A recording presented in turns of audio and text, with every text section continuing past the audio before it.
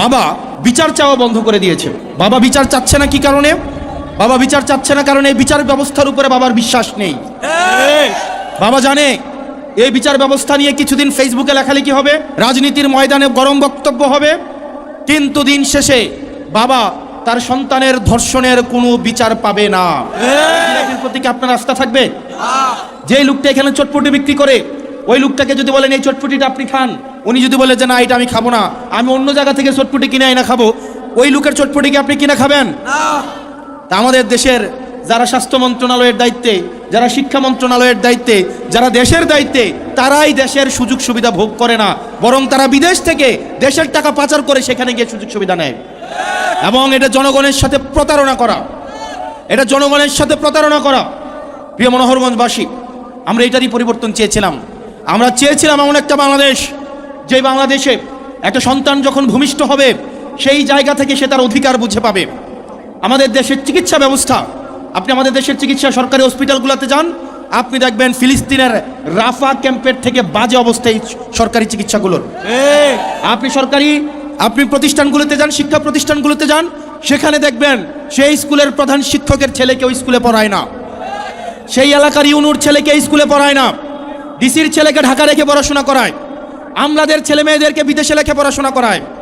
আমাদের দেশের আমলারা বললে মাইন্ড করবে, আপনারা খোঁজ খবর নিয়ে দেখেন, আমলাদের সন্তানরে ওনারা দেশে রাখেন না, ওনারা বিদেশে রেখে পড়াশোনা করায়।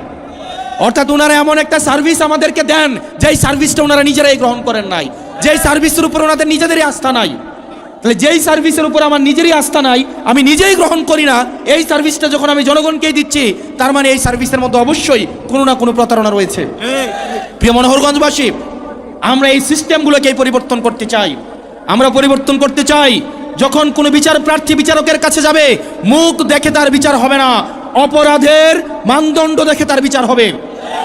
আমরা দেখতে পাই ক্ষমতাসীন যারা রয়েছে তারাই যদি থানায় যায়, তারা অপরাধী দলেরও যদি হয়ে থাকে, তারা যদি থানায় যায়, আমরা দেখতে পাই ওসির সাথে বসে তারা খুশবু গল্প করে। একটা নিরীহ মানুষ যাদের নামে বিচার দিতে যাবে, থানায় গিয়ে দেখে তারাই ওসির সাথে বসে টুস বিস্কুট আর দুধ চা, একদম ক্রিমওয়ালা দুধ চা বসে বসে খায়। নিরপরাধ মানুষগুলো তখন থানা থেকে মাথা নত করে চলে আসে, কারণ সে জানে এই থানায় তার বিচার হবে না। প্রিয় তরুণ প্রজন্ম, আপনারা দেখবেন অনলাইন জুয়া আপনাদের জন্য সহজলভ্য করে ফেলা হয়েছে।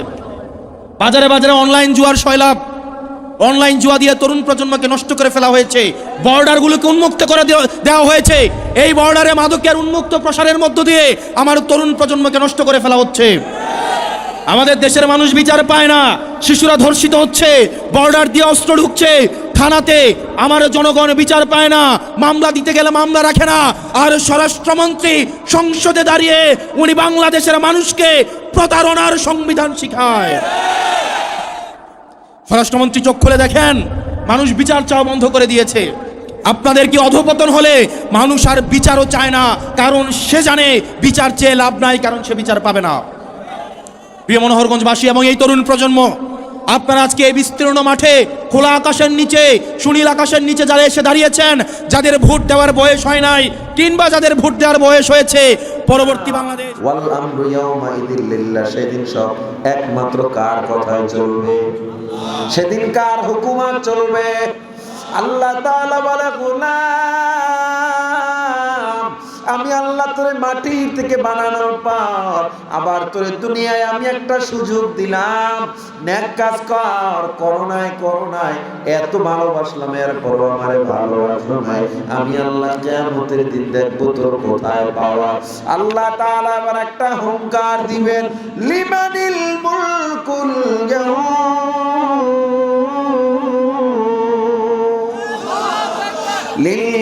লিল্লাহিল ওয়াহিদিল কাহ্হার। আল্লাহ তাআলা ডাক দেয়া বলবে, আজকে রাজত্ব কার, আজকের বাদশাহী কার? ও দুনিয়ার মানুষ, মহারাগে রাগান্বিত একমাত্র আল্লাহর, আর কারো রাজত্ব চলবে না। আল্লাহর হুঙ্কারে আম্মা জান আয়েশা বলেন, কিয়ামতের মানুষগুলো সেদিন সব নবীরা পর্যন্ত 50,000 বছর সিজদায় পড়ে থাকবে। কত বছর? 50,000 বছর পর মানুষগুলো যখন উঠবে, আম্মা জান আয়েশা নবীকে একদিন ডাক দিয়া কয়, নবী গো, কিয়ামতের ময়দান নাকি এত ভয়ঙ্কর, সবাই নাকি উলঙ্গ উঠবে, লজ্জা কি লাগবে না? আল্লাহ নবী ডাক দিয়া কয়, আয়েশা, ওই কিয়ামত এত ভয়ঙ্কর হবে, কে উলঙ্গ আর কে কাপড় পরিহিত হুঁশ পর্যন্ত মানুষের থাকবে না। এই ভয়ঙ্কর কিয়ামতে কার কাপড় আছে কার নাই, হুঁশ থাকবে না। এই মানুষগুলো উঠে পয়গম্বর আদমের কাছে যাবে, আদমের কাছে গিয়া বলবে, হে নবী আদম, আমাদেরকে একটু সাহায্য করেন, সহযোগিতা করেন, আল্লাহর রাগের সামনে যাওয়া যায় না। ওয়াকাল আদম সফিহুল্লাহি নাফসি নাফসি, আদম নবী সেদিন নাফসি নাফসি বলে চিল্লাইতে থাকবে, না রে বান্দা না, আমি তোমাদেরকে হেল্প করতে পারবো না, অন্য জায়গায় যাও, কারণ আমি আদম আল্লাহর রাগের সামনে বড় অসহায়। এই মানুষগুলো মুসার কাছে যাবে, ঈসা নবীর কাছে যাবে, ইব্রাহিম নবীর কাছে যাবে, নূহ নবীর কাছে যাবে, সবাই তাড়ায়া দিবে। একটা লোক আপনারে আমারে তাড়াবে না, তিনি হলেন আপনার আমার নবী মুহাম্মদ। সুবহানাল্লাহ। সব নবীরা পর্যন্ত বলবে নাফসি নাফসি, একমাত্র আপনার আমার নবী বলবে উম্মতি উম্মতি, আজিবা গোলাম। সেই নবীর আদর্শ মানলাম না, সেই নবীর হাত আপন বানাইলাম না, আপন বানাইছে অন্য হলিউড বলিউডের নায়কদেরকে, আপন বানাইলাম আজকে বিধর্মীদেরকে, আপন বানাইলাম নায়কদেরকে, মডেল বানাইলাম। অথচ ইসলামের নবী মুহাম্মদুর রাসূলুল্লাহ সাল্লাল্লাহু আলাইহি ওয়াসাল্লামের মতো এত বড় আইডল পৃথিবীতে আর দ্বিতীয় কেউ আসে না, আর আসবেও না। এটা আমার কথা না, বিধর্মীরা পর্যন্ত মেনে নিয়েছে। একজন বাবা হিসাবে, একজন নেতা হিসাবে, একজন সমাজ সংস্কারক হিসাবে, একজন স্বামী হিসাবে যদি 100-তে 100 কেউ মার পায়, সেটা হবে মুসলমানের নবী মুহাম্মদ। জোরে বলুন সুবহানাল্লাহ। বিধর্মীরা বলে দিয়েছে সুপারম্যান যদি কেউ হয়, একমাত্র মুহাম্মদুর রাসূলুল্লাহ সুপারম্যান। ও মুসলমান ইমানদার, এমন কোরআন পাইলাম, এমন নবীকে পাইলাম। কোরআন এমন একটা গ্রন্থ, প্রায় 1500 বছর হয়ে গেল, আজ পর্যন্ত কোরআনের একটা ভুল কেউ বের করতে পারে না।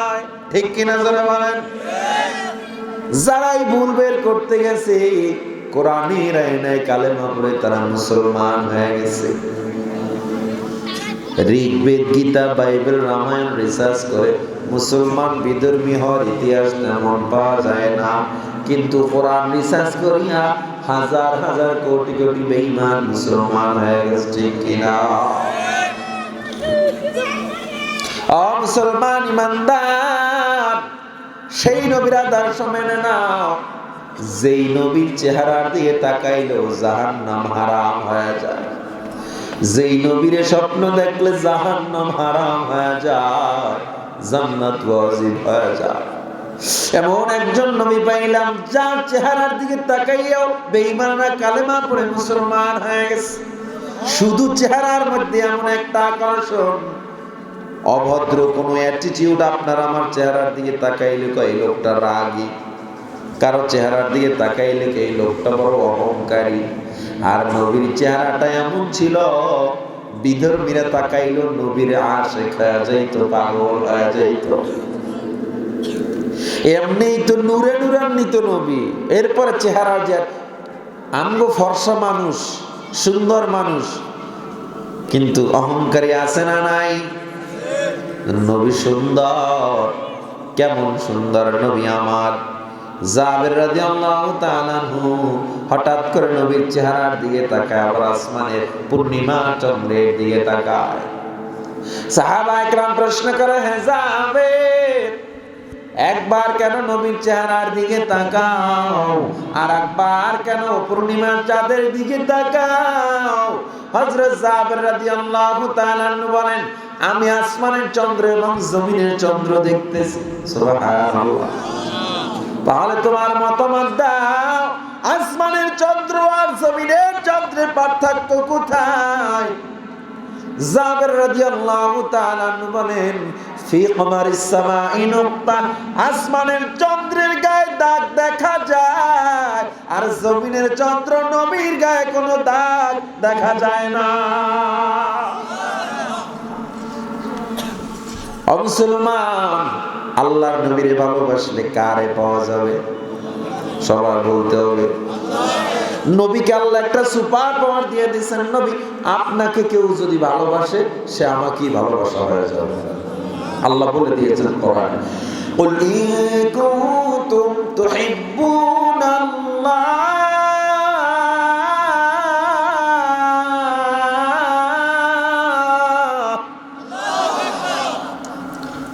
ফাত্তাবিউনি ইউহিব্বুকুমুল্লাহ।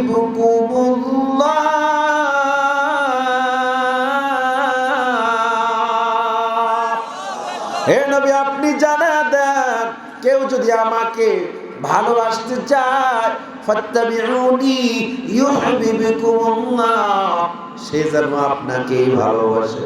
সুবহানাল্লাহ। নবীরে কেমনে ভালোবাসবো? নবীরে ভালোবাসার নাম সুদ খাইয়া, ঘুষ খাইয়া। নবীর মোহাব্বত কারে কয়? আল্লাহর নবী বুখারীতে জানায় দেয়, লা ইউমিনু আহাদুকুম হাত্তা আকুনা হাব্বা ইলাইহি মিন ওয়ালিদিহি ওয়া ওয়ালাদিহি ওয়ান নাসি আজমাইন। নবীর ভালোবাসা কারে কয়? তোমার মা বাবা, তোমার সন্তান এবং গোটা মানুষের মধ্যে সবচেয়ে বেশি